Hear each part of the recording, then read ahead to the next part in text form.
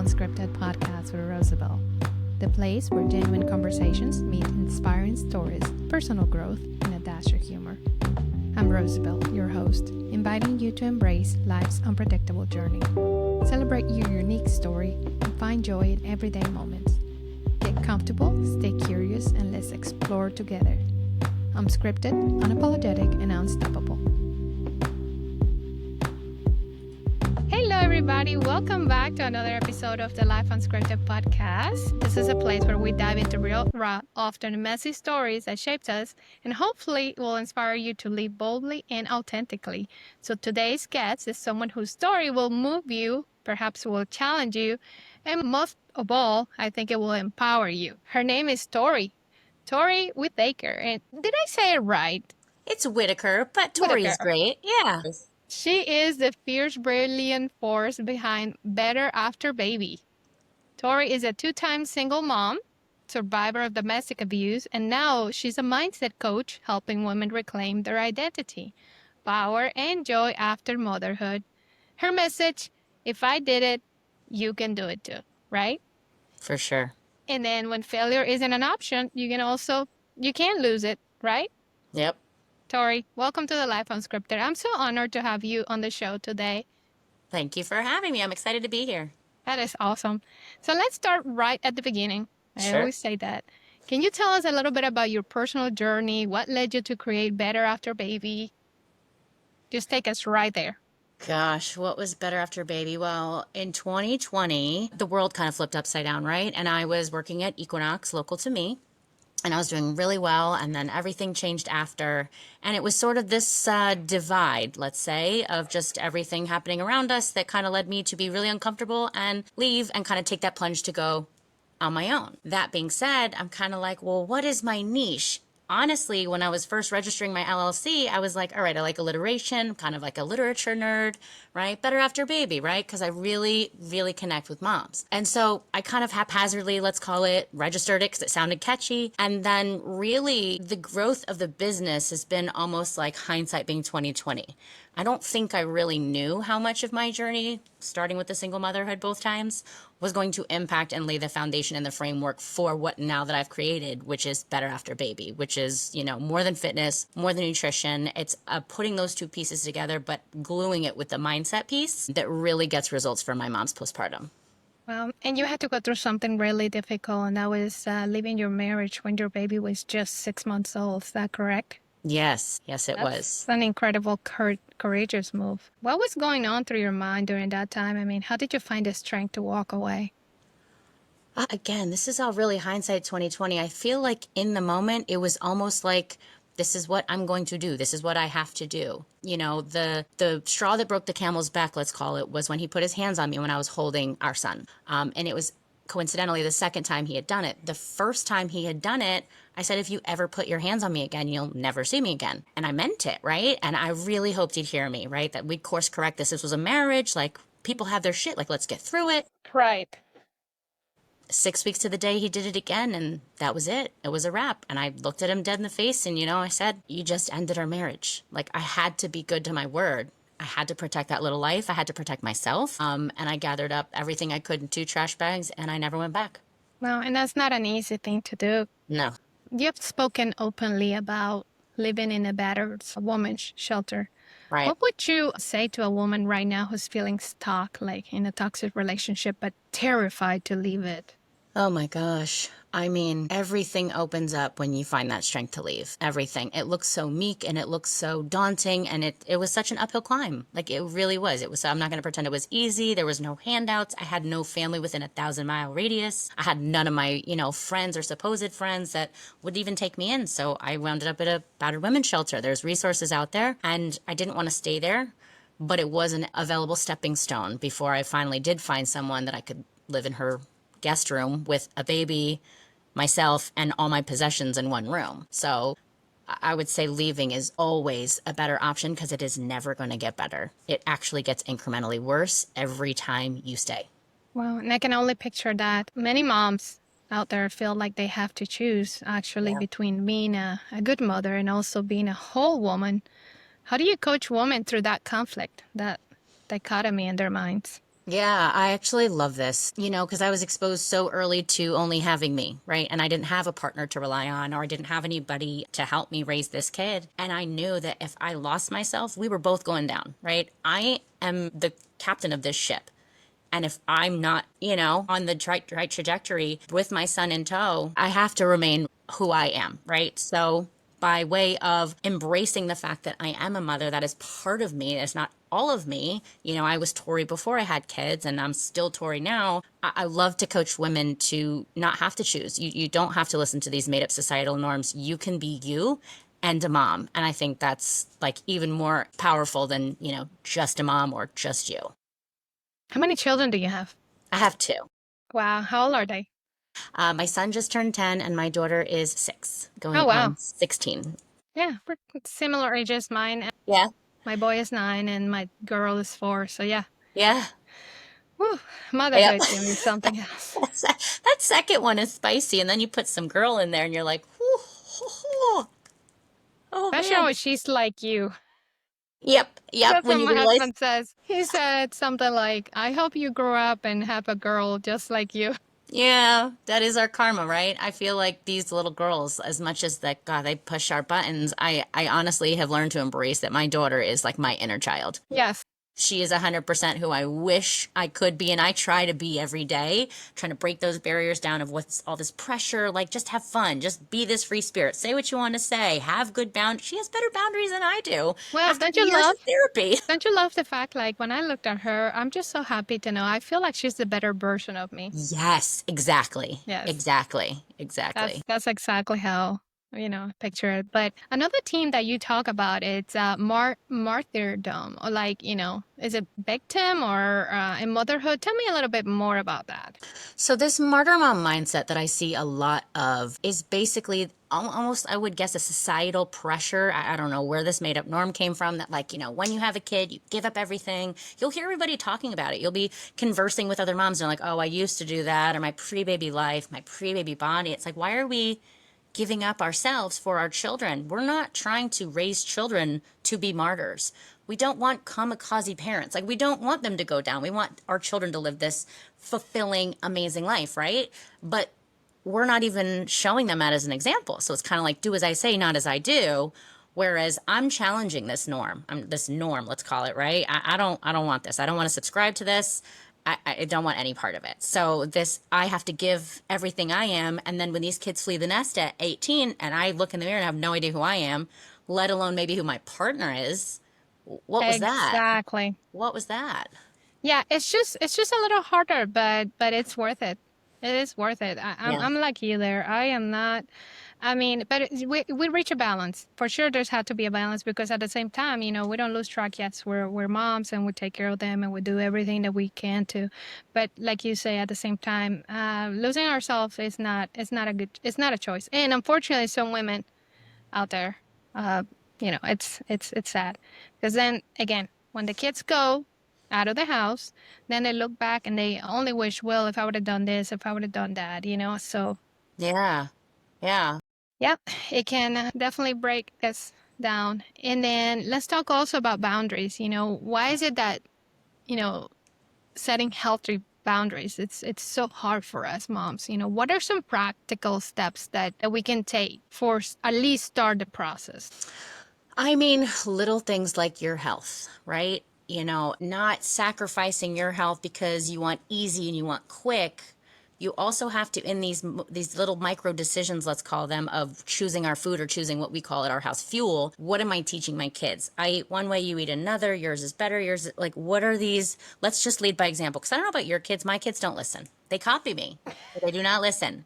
You say don't curse, but you say the F word. All of a sudden, it's their favorite word, right? So they're not listening. They're mimicking. So it's about us showing up for ourselves, us meal prepping, us going to the gym, having our kids there. I need this 4% of my day for me. Teaches your kids not only, okay, mom's strong, mom's putting into herself, but I can do this too. We're paving the way for the next generation. They aren't going to have the same struggles as we do because it'll be their norm. Yes, I think they learn a lot by example, like by watching us. And so I know, yeah. And of course, they're not perfect and there's no, Sure. but we try our best. And that's my motto too. That is my motto. Absolutely. And then, Absolutely. It's yeah, and then imperfect you for have, sure.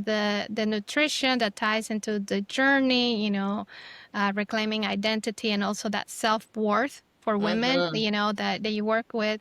Tell me a little bit more about that. How do you work that in? So it's interesting too, because I'll have some consultations and, we'll talk about the services and we'll talk about how much they need it, want it, etc., how I'm going to break it down, simplify it. And when it comes to the price, and they'll balk.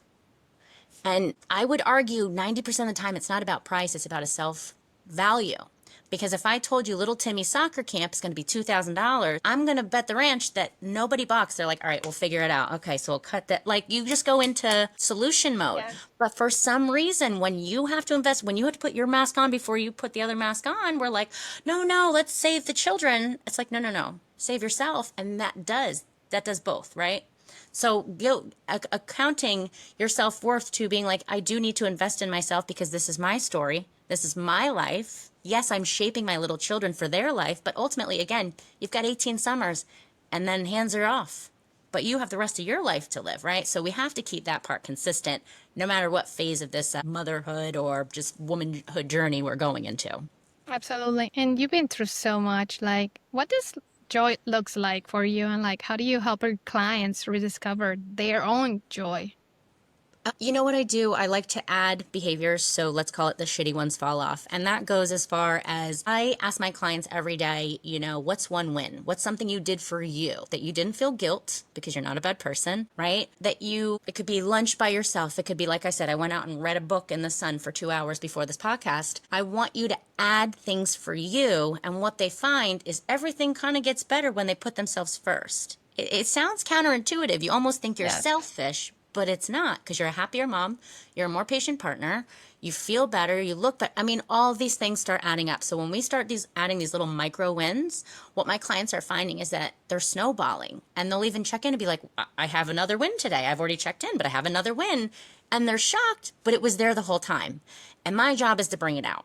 Right? I'm not making anyone into me. I don't want any more me's. I'm plenty. I'm plenty to deal with. But I want you to feel like you. And I'm going to show you that come hell or high water, you can do it. Because like you said, if I can do it with no help by myself both times, like you definitely can. And here's how. Here's how. Right. And it always helps. Like, for example, when again, we teach by example because you can say people can actually relate. I mean, all the Mm-hmm. women can relate to you because it's like, well, this is hard. And say, well, have you considered, you know what? I never thought about Yeah. that. Yeah. And that was, maybe I don't know, my hardships are not so difficult. So Yeah. Perspective for sure. absolutely. And then I want to ask you, so tell me a little more about Better After Baby, like any exciting projects, anything in the horizon that you can share with us? Yeah, better after baby. I mean, she's constantly evolving, and I get more and more excited the more I evolve because I'm like, oh, I got this good thing here. And then I'm like, oh, I can even make it better. So, like, it's very exciting to grow, not only with my clients, for myself, but, up until about, let's say, 3 or 4 months ago, I was very much a la carte. I can train you, or I can be your nutrition coach, or you can come to my mindset meetings. And I was kind of like, had this aha moment. Well, why am I separating them? Because each person in each container needs the other two pieces to make this pie. So now I've created this other offer that's more sustainable. It builds foundational habits. It's not as overwhelming. My job is to cancel out the outside noise and just simplify this for moms because we do all the things, right? We carry this emotional load, we carry the logistics, we carry all of it. My job is to simplify it. So I've made, the nutrition piece really less overwhelming. No calories, no counting, no restrictions, no challenges. I put together a go at your pace program that really goes well with the fuel because none of these workouts take an hour, but they're going to be efficient and you are going to guarantee get results. Now, those two pieces alone are fantastic. But again, that mindset piece each week and that support that I have daily really helps lock in the sustainable habits to facilitate the success in this container. So what I've called it is my 90-day rise and thrive. And I got to tell you, my women are loving it. I mean, some of them are rekindling marriages where they may have lost some connection because they lost themselves, right? And that happens a lot in marriages. Oh, And yeah. then you have kids. Revitalizing that, bringing these women back into what we call main character energy. And they're really feeling the effects. They're like, I've tried all these things, but nothing is stuck. And we finally found something that seems so simple, but it's sustainable. So that's one of my ones I'm really excited about. And it's going really well. Is it like a master class that you do? No, so it's great question. It's every Monday we have like a mindset coaching meeting. It's an hour. It's virtual. You can be walking in the park, you can be at your desk, you can be having lunch, whatever, right? And we're conversing about things related to fitness, nutrition, and mindset. Boundaries. We talked, last week about guilt and shame, the difference, right? One is an action, one is a I am bad, not I did something bad. And how to recognize each, whereas we're not bad, right? Because already by way of investing in ourselves and wondering, am I a good mom? You're a good mom.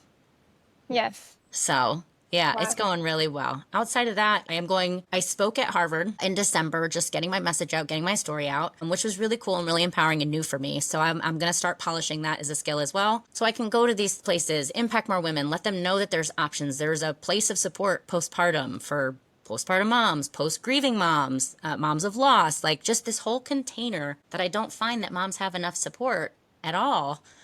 So I really want to get that message out and really help impact, the next movement of moms to not buy into this martyr mom kingdom. Like I don't want that for anybody. Right. And so you have a website, right? That Yes. people can go to. What is it called? It's I want called BeBetterAfterBaby.com. BeBetterAfterBaby.com. Yep. Okay. And Yep. where can people find you online presence? Mostly on Instagram and Facebook. I am on LinkedIn, although still kind of navigating that one. So Instagram, handles Tori K. Witt. It's public. I love to drop little tidbits, anything I can help with, real life momming. It's not perfect. It's not scripted. It's messy. It's usually very messy and chaotic, but like it's real and it's Right. honest and it's fulfilling and it's fun. That's So awesome. yeah. What is the one story that of I will say a success story that you have come across and you'll be like, okay, this is what I do. I mean, so one of my moms in my Rise and Thrive, I mean, she's really been on the fritz in her marriage. She's got a 2-year-old and, she's been feeling really lonely. She feels like she gained so much weight. She just can't figure out what's the first step, right? And so she joined and, she is arguably, again, like I kind of pointed out, rekindling her marriage. She's finding out that she's got her voice again. She's finding out that she does love to work out again. Like she's rediscovering who she is. And every time I get these wins from her, I mean, I just melt. I want to cry because, like, when we started 6 weeks ago to now, I mean, she's a different person. She's happier. She's glowing. She's energized. She's going to different Pilates classes with friends. Whereas before, like, she was like, I can't even get to the gym. I don't even remember what to do. Like, that breaking out of the shell is bigger than any, like, scale number or, any of those superficial, let's call it aesthetically minded things. These are the breakthroughs that are going to help her have success in her life in this new phase of her marriage. Maybe another kid, it's limitless, right? As opposed to before when she just was an empty shell of herself and she just did not know what to do. And I'm so proud of her for reaching out because that's strength. A lot of people think reaching out for help means like, I can't do it on my own. But guess what? You can't and you shouldn't because it takes a village. So Right. like round up these troops. Let's do this. Yes, a village, a community of other women who are kind Yes. of going through the same situations. And Yeah. also another thing, it's pretty hard when you're a brand new mom and then you start getting that postpartum depression as well. I mean, that is it's a pretty hard one. Or Yeah. there's so many different circumstances surrounding moms all over. I mean, you got single moms, you got moms that perhaps, they have a good partner, but they're going through something, as far as, like I was saying, depression, the anxiety, all the stuff Mhm. that comes with it. So It's a motherhood lot, is, and there's no books. All these books do nothing but like balance uneven tables in my house. Like there's nothing that. Oh my gosh, what to well, expect when you're the expecting? connection is necessary that to have Yeah. another body, to have somebody that's out there, sharing with you, actually talking through that counseling. It's Hmm. so important. Yeah. And I mean, if there is one message that you say, okay, this is what I want women or the people that are listening today, what would you say to them that they could walk away with it tonight? Oh my God, you're worth it, and I want you to live in that main character energy. Like this, it doesn't come at the cost of your relationships. It's not that you're putting yourself before your kids, despite your kids. Your kids are arguably genuinely spoiled, right? With love, with things. My kids have more toys than I've ever bought in my life, right? It's not at the cost of your kids. It's at the cost of your happiness, right? You are not only the problem, but you're the solution. So you are worth it. Say it in the mirror. You are her. You were her before the kids. You're still her after the kid, and you can actually get better, not relive that pre-baby life, right? You can create better, because I would argue having the kids is like the coolest chapter of my journey. Like it made me even better. I love having these kids. I mean, they're tough and it's insane and it's hard and it's work, but it is like the best and worst thing in the whole world. And I cannot imagine my life without them at all. Absolutely. Yeah. They're a Yeah, blessing in so, so many ways, but at the so same many. time, yeah, you're like, I know that you're just arguing with a mini version of yourself in different versions. You're like, gosh. and I hear so many things. I hear things like, for example, people were telling me like, well, the terrible twos. I don't know. The twos weren't so bad. The Yeah. fourth now are like, whoa, Uh-huh. yes. And then I also hear like, well, it's not gonna get any better. So it's like, which one is it? And then the teenager years have not Right. come yet. So it's like, but hey, we gotta keep on, pushing and, again, and keeping that joy and not let the little things Yeah. bother us so much. In other words, we have to count our blessings Yeah, for sure. 100%.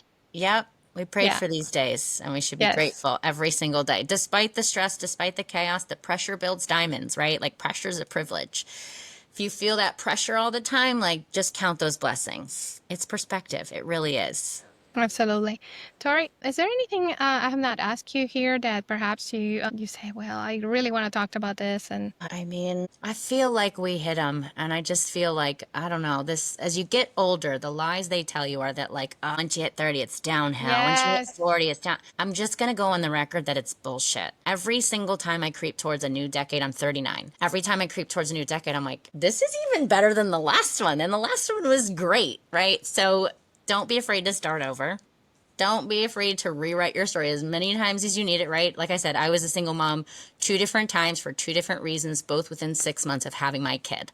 Not the best way to do it, but Lord, did I pray for those kids. And I would go through it again in a heartbeat, everything, if it got me back to right here, right? Like no regrets. A lot of lessons learned, a lot of lessons, a lot of resilience, but yes. definitely no regrets. Not one. Well, like you say, you hear all these things, but one of the things I've learned in life is not what happens to us, it's what we make out of it. And we can have beauty out of ashes for sure. I mean, definitely. I mean, especially when we go, if whatever doesn't break us or doesn't kill us, of course, it'll Yep. make us truly, Yeah. truly stronger. So tell us again, where can people connect with you? Tell us more about that. I'm really responsive on Instagram, gotta be honest, the Tori K. Witt. Or just, the Be Better After Baby.com website. You can email me via there. Facebook, if people are still using Facebook. Got a lot of mom Oh, groups yeah. there. Got a lot of mom groups there. That's a really fun one. Yeah, I love to connect with people. Please don't shy away from asking questions. I love to nerd out on this. I love to simplify it. Like, I have failed so many times. You don't have to. Like, I am the Spark Notes, the pink monkey, right? I'm dating myself. The pink monkey of like our literature class in college. I'm going to give you the details that you need, and then you can leave the rest. You That's can just awesome. skip to the good part. Tori, thank you so much for sharing your truth with us today. I mean, honestly, your grit and fire are incredibly inspiring. I know there are moms out there right now that perhaps need to hear everything that you had just said. So I want to say for those listening, if you love this conversation, go follow Tori. I mean, like she said, Tori K with UHIT, right? Mm-hmm. Instagram, go to her website. Perhaps you Yep. can learn more about Better After Baby and how you can work with her. Yeah. You don't know anything until you don't try it, right? Right. And Yeah. so, yeah, and don't forget to subscribe to the Life Unscripted podcast, wherever you listen. Leave us a review, Apple, Spotify, share the episode. And until next time, I say keep living boldly, keep living unscripted. We'll see you Mm. next time. Thank you so much, Tori. Thank you.